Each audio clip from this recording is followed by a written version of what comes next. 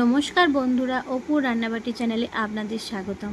আজকে আমি বানিয়ে দেখাবো রাত্রির ডিনার হিসেবে রাইসের সঙ্গে চিলি চিকেন বানিয়ে নিচ্ছি, দেখে নিন। প্রথমে 400 গ্রাম মতো বোনলেস চিকেন নিয়েছি, একটা ডিম ফাটিয়ে নিয়েছি, আর 1 চামচ গোলমরিচ নিয়েছি, আর 4 চামচ কর্নফ্লাওয়ার নিয়েছি।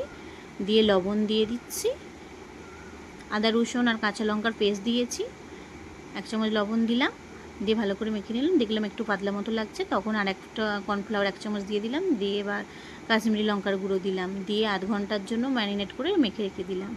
দিয়ে 4টে এলাচ, কিছুটা 1 চামচ মতো মৌরি, একটা দারচিনি, 4টে লবঙ্গ, একটা জয়িত্রী নিয়েছি, আর একটা পাত্রেতে 3 চামচ টমেটো সস আর 1 চামচ সয়া সস নিয়েছি। দিয়ে জল দিয়ে ভালো করে গুলে রেখে দেব। দিয়ে ওই মশলাটা ভেজে নিচ্ছি, দিয়ে ভাজা মশলা রেডি করে নেব। বন্ধুরা, আমার ভিডিও যদি ভালো লেগে থাকে লাইক কমেন্ট শেয়ার করবেন, সাবস্ক্রাইব করতে ভুলবেন না বন্ধুরা। এবার ঠান্ডা হয়ে গেছে, ওই মশলাটা একটু পেস্ট বানিয়ে নেব। দিয়ে এবার কড়াইতে সাদা তেল গরম করে নিয়েছি, নিয়ে যে ম্যারিনেট করা চিকেনগুলো ছিল সেগুলো পকোড়ার মতো ভেজে নেব।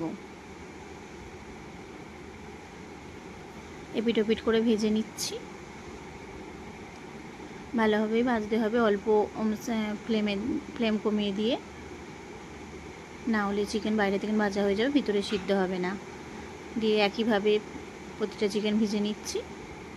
নিয়ে এবার ভাজা হয়ে গেছে, তুলে রাখলাম। রেখে ওই তেলেতেই শুকনো লঙ্কা কেটে ফোড়ন দিলাম, দিয়ে আদা কুচি রসুন কুচি দিয়ে দিলাম, দিয়ে ভালো করে ভেজে নিচ্ছি। নিয়ে এবার পেঁয়াজ টুকরো করে 4 টুকরো করে রেখে দিয়েছিলাম, খুলে খুলে সেইগুলো পাপড়ির মতো ভেজে নেব। এবার ক্যাপসিকামও একটা গোটা 4 টুকরো করে কেটে নিয়েছিলাম, সেটাও ভালো করে ভেজে নেব। নিয়ে সামান্য লবণ দিয়েছি যাতে সবজিটা নরম হয়ে আসে। দিয়ে এবার যে সসটা গুলে রেখে দিয়েছিলাম সেই সসটা দিয়ে দেব, দিয়ে ভালো করে নাড়াচাড়া করে দেব।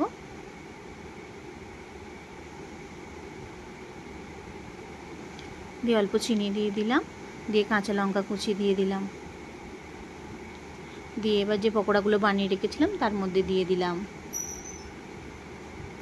দিয়ে একটু বাটিতে কর্নফ্লাওয়ার গুলে রেখে দিয়েছিলাম, গ্রেভিটা বেশ গাঢ় মতো হবে বলে, সেই জন্য সেইটাও দিয়ে দিলাম।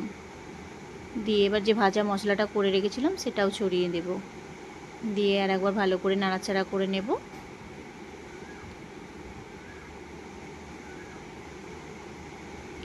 ফ্লেমটা অল্পই রাখতে হবে বন্ধুরা। দিয়ে এবার কিছুক্ষণ ফুটিয়ে নেওয়ার পর রেডি হয়ে যাবে আমাদের চিলি চিকেন। আমি একটু ঝাল ঝাল বানিয়েছিলাম, খুব মিষ্টি কেউ পছন্দ করে না বন্ধুরা। ভালো লাগলে বানিয়ে দেখবেন। সুস্থ থাকবেন। নমস্কার বন্ধুরা।